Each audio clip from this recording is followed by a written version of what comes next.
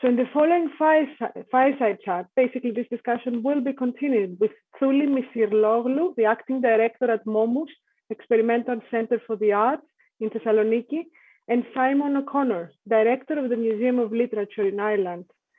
They will discuss about museums, communities, and social identity.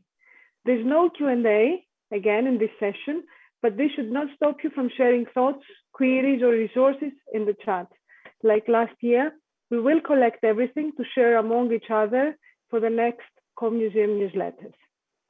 So, Thouli and Simon. Hello, Simon. Nice to see you here. Thouli, how are you doing? Fine. Hello to everyone. Thank you so much for the invitation. I think we are very fortunate to close this part of the session after having heard so exciting viewpoints and examples of active responses to the demand for more democracy, more plurality and equality in museums and cultural institutions. Even if some visitors still perceive museums to be unapproachable up to a certain degree, it's obvious that museums are not only representative of one voice, one viewpoint, or one culture anymore. So, Simon, let's begin from your own experience. You represent a museum of literature for the world's greatest storytellers, and I was wondering, the books remain the same through the years. Our approaches, though, towards them as museum exhibits can be various. How many ways have we to narrate their stories for people to embrace them and rediscover them again and again? That's a great question, Thouli. I mean, I always think there's a lovely, I'll paraphrase a quote by James Joyce, who's an artist who's at the very center of our museum, where he talks about how, you know, the kind of the value of a work of art really comes from the depth of the life that creates it. And I do think that, you know, we all, as we know, we bring our own meanings to artworks, and often the greatest artworks are the ones that that can kind of take that depth and give it back to us. So I feel, you know, particularly in a museum of literature, we have so many deep artworks with so many potential meanings within them that we can use them in different ways. I mean, Joyce at the heart of our museum, at the moment, we really use Joyce's idea of democratic observation to, I don't know if there's feedback happening. Can anybody hear that? It's a bit, is it gone? It's gone.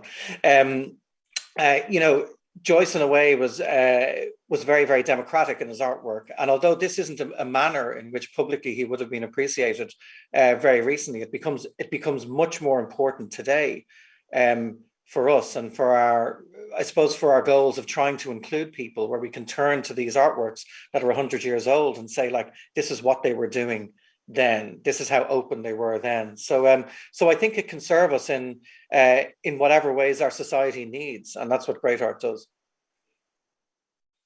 So you really think that we can make ourselves open to all social identities, even through examples like this?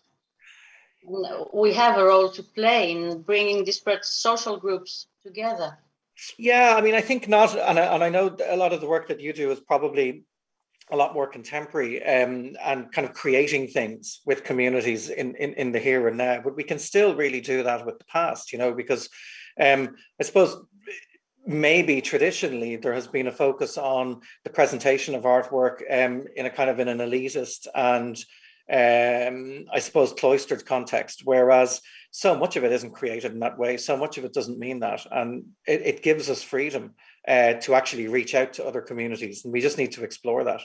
I mean, I know, but I suppose the conversations that we've been having, that we've been listening to so far today, are more focused on how we make things now and how we engage with communities now, and then that can obviously be a source of, it can be difficult and challenging. Well, my most recent experience of a collaborative project of high risk, I would say, though not actual, was the program Together We Curate. We initiated here at the Experimental Center for the Arts of MOMus in Thessaloniki.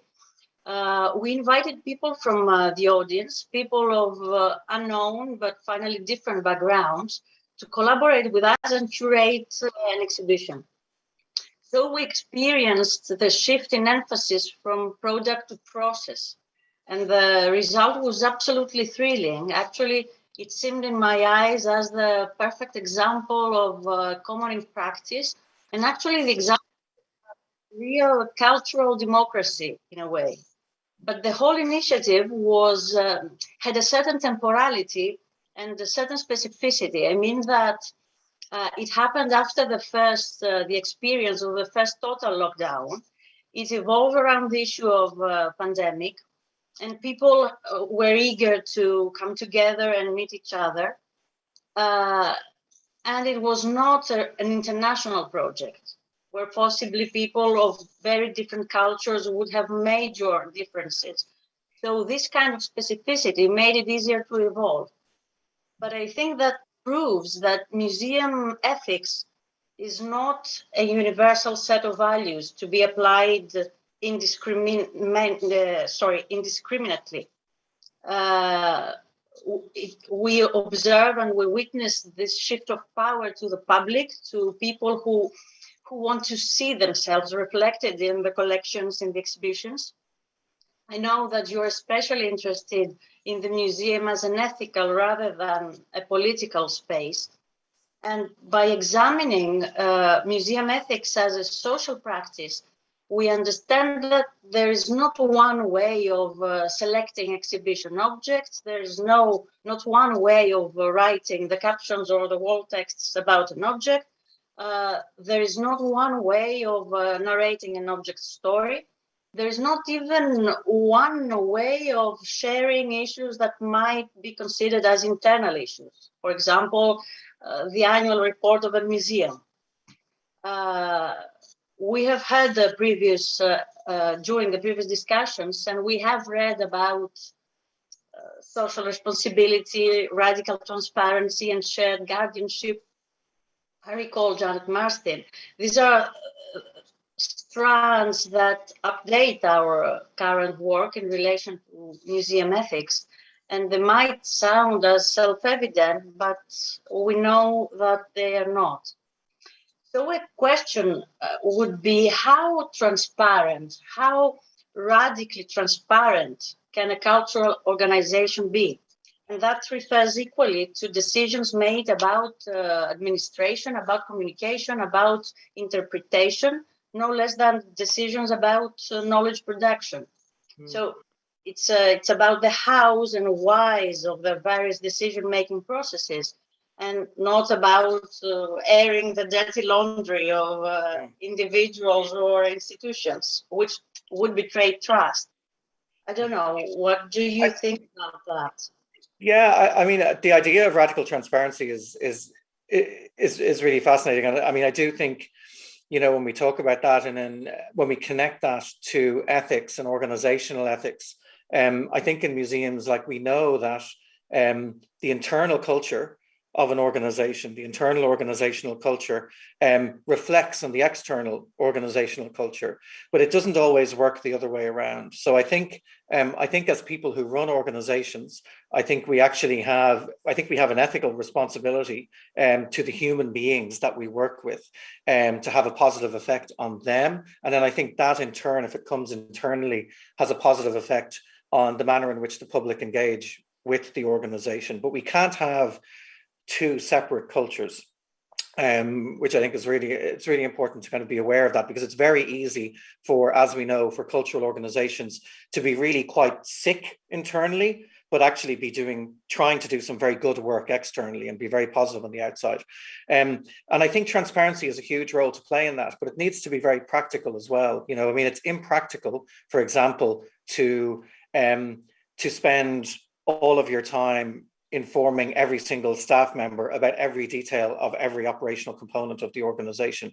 But I definitely think we can, as people who are running organizations, be more transparent, so that actually our staff understand why things are happening. And this is just internal, and why and how actually different components of the business link in with each other, and how that informs the mission, and how that informs the kind of ethical position of the organization as a whole. So, I mean, there's a business adage which is you can never over communicate, you know, with your staff, and I think that's really important. And I think even again in business terms, if we consider the market of employment, that's becoming more and more demanded of all businesses today, whether cultural or whether private sector, that we offer more transparency to the people who work with us. So I think it is really important, but we can't do it in such a way that it makes it impossible for us to run our organizations either.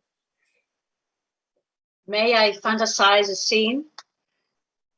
Well, it's not hard to imagine. Thanks to Bernadette Lynch, we enjoyed her before, but let's pretend that we play the scene. And you are in the aftermath of an experience of community collaboration of yours in co-producing an exhibition. And there's a feeling of weariness, of disappointment, of frustration from the community members and the museum staff. Maybe someone has left. And one member of the community embarks on a vitriolic series of complaints and criticisms that the museum has no real understanding or knowledge of the community, that it lacks commitment and experience, that it is misappropriating the funds, that it is not transparent in its dealings with the community, that it is unprofessional and exclusive, that it is only concerned with completing the project for its own sake and not for the benefit of the community, and that the museum encourages distrust and competition within the community. How would you react?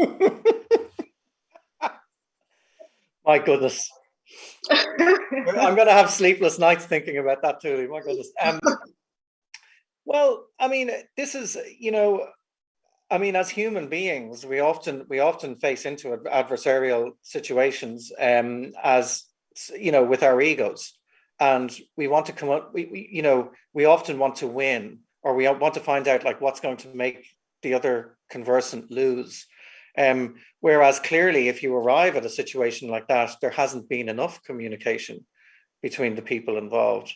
And you know, that's where you start. You start with saying, well, we need to sit down and have a conversation about this.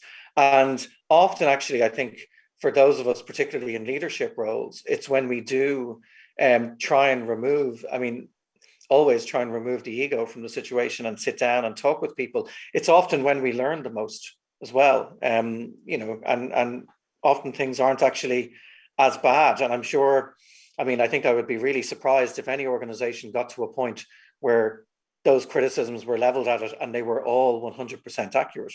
You know, some of them may be, but I think when you converse and you learn, you get to new levels of understanding. It's a very obvious thing to say, but we don't always do it.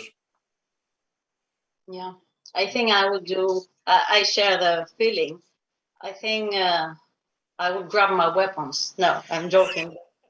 I think I would feel also obliged to listen to them, to respond and to discuss with them. So I would feel obliged in a way to take the risk of such a discussion, because the point is the dialogue, and every renegotiation of power presumes risk. But I think that museum professionals have the duty to be able to justify their thoughts and decisions with public reasons. It is a moral duty, not a legal duty. It is a duty of civility in a way.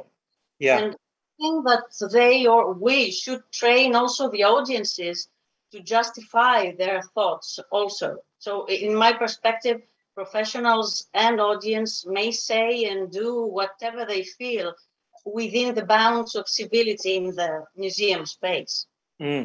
Museums depend upon discursive practices with a diversity of stakeholders and should be able to recognize identities, which means also recognizing differences, which I find very crucial.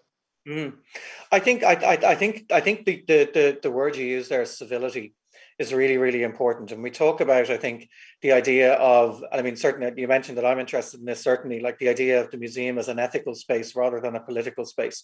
And I think actually the more polarized political debate becomes and the more difficult it becomes, I think the stronger a role we can play as ethical spaces, as civil spaces. And I think connected to that is also as spaces that are empathetic. And empathy can be really, really challenging and really, really difficult when you're confronted by beliefs or political opinions that you don't agree with. This is the real crucible of empathy, when you're coming up in a conversation that you really don't want to listen to this person, but you do like saying that you're very empathetic, and that's where we learn. And I think that's one of the dangers. I think not so much the dangers, but the challenges of the manner in which we embrace diversity as something that is actually that is generating its own new and very essential language, is that we need to be careful in museums that we don't lose our capacity for empathy with everybody in society, because we are the cultural institutions for all of society, even the elements of society with whom we might disagree with on a political level. So I think that true empathy inside or outside of work is always really, really challenging. Maybe in another way, we could say that what we're talking about is common values and practices. In this perspective, and theory of commons might be very useful. The aspiration would be to contribute to shaping communities that share and manage collectively common resources and goods. And that doesn't mean that everything is free for all. On the contrary, maybe what we need is a kind of common provision regulation to define, the principles of our co-activity.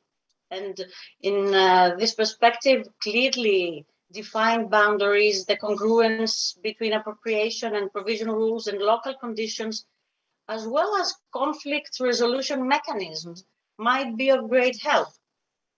But in any case, I think it's obvious that the challenges presented by the inclusion agenda, we've heard about it so much, are much more significant and the implications more fundamental and far-reaching.